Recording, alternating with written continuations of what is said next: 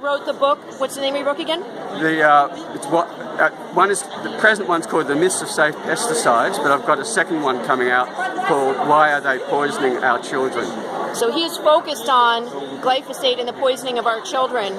So is that what you're going to be speaking about today? Yeah, I will present. We have very good peer-reviewed science, evidence-based science, showing how glyphosate is one, but a significant one, of the causes of the modern diseases that we find in children and also in adults.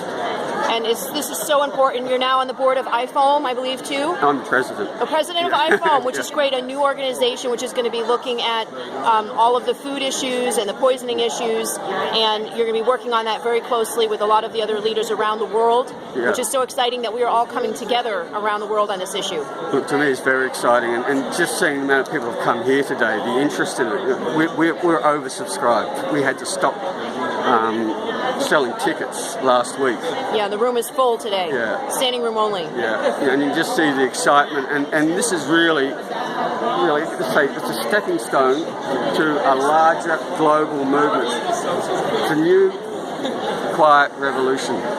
Excellent. Well, thank you so much for being a champion for the children and speaking about glyphosate and the poisoning of our children. This is so important. Without our children, we don't have a future. Yeah, exactly. I just think it's absolute madness. What society poisons its children? It's criminal. It really is. People talk about ecocide, but poisoning our children is really genocide, and that's what's happening here. It is. And we need to get this information out. We have excellent peer-reviewed science showing it, whereas the studies that Monsanto always quotes, they're not peer-reviewed, they're commercial and confident, and they will not release them to us. And we as stakeholders have the right to know what studies are being used to put poisons in our food, and very importantly, what are the conclusions about those studies. That is all hidden from us. And if they're going to be putting poison in our food, we have the right to know what is the science. We can't get it. The only science we have got, which is the peer-reviewed science, shows that it's doing considerable damage, and especially to our unborn and newborn, because they do not have the enzymes in their liver to break down these poisons, so no amount is safe. No amount is safe. So we not only have the right to know about it, we have the right to not have it in there. Exactly. To have it eliminated from our food. Yeah, and really, these residues should actually be labelled as on food. This food contains glyphosate, 2,4-D, and so on.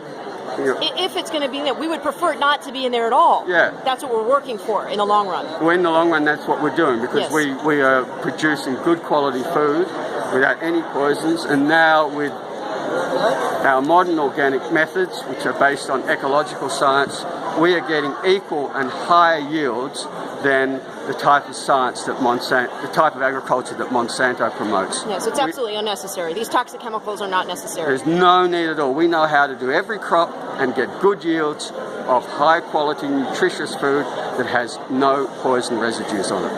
Excellent. Well, thank you so much, Andre. We appreciate you being here, and thank you for all the information and the leadership that you're bringing the world. And you too, Zan. I just think it's so important what you're doing with moms across America. It really is an important revolution. Thank you. We're taking it to mothers across the world. I know. I think it's just lovely. You and Bandara and